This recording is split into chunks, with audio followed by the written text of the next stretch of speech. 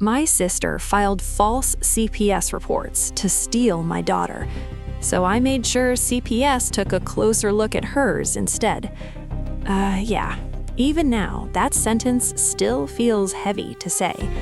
My sister, Lauren, has always needed to win. Every family event, every conversation, she had to outdo me.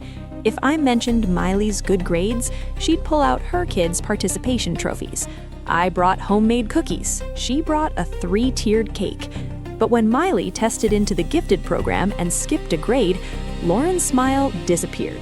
2 weeks later, a CPS investigator showed up at my classroom. During lunch, someone claimed I left Miley home alone every day after school. My hands were shaking, but I explained, robotics club until 5, pick up every day. They verified it. Case closed. Still, my principal started watching me. A month later, another report. Inappropriate men visiting my home. They questioned my gay best friend, Miley's math tutor. Closed again, but the whispers started. Parents stared at pickup. Then a third report, malnourishment. Miley's vegetarian. Her pediatrician confirmed she was perfectly healthy. That's when I knew. It was Lauren.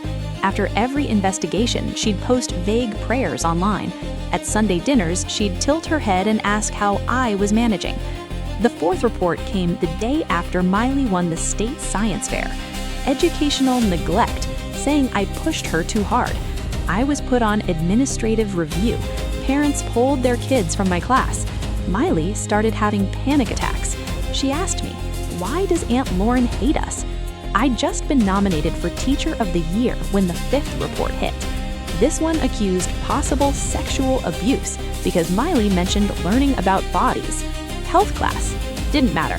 I was suspended. They interviewed my daughter with anatomical dolls while I waited outside. Then Lauren showed up with our mother, claiming she wanted to support us. When the investigator mentioned foster care, Lauren mouthed, "She's mine." That moment changed everything. She wasn't just hurting me, she was trying to take my daughter. So I started paying attention. Lauren's oldest hoarded snacks. The middle child talked about special juice time. The youngest still wore pull-ups she forgot to change. Her neighbor mentioned wine club afternoons, ending with Lauren passed out by 3:30. I got closer to my friend Janet, a teacher and a mandated reporter. I made sure Lauren knew her. Then I set the trap. At family dinner, I mentioned moving out of state. Lauren panicked, offered to watch Miley. I agreed, suggested all 4 kids play together, mentioned Janet might stop by. That Tuesday, I dropped Miley off at 2. Open wine bottles were already on the counter. At 3:30, Janet arrived. All 4 kids were alone. Lauren was passed out, wine bottles everywhere.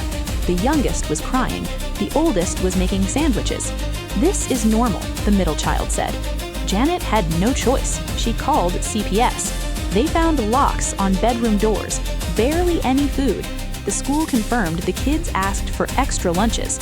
Within 2 months, Lauren lost primary custody. Her ex-husband got the kids. They started thriving. I won Teacher of the Year. Miley laughed again. Last week, Lauren cornered me at the store, accusing me of planning everything. I looked at her and said calmly, "I didn't plan anything. I just stopped being your only target.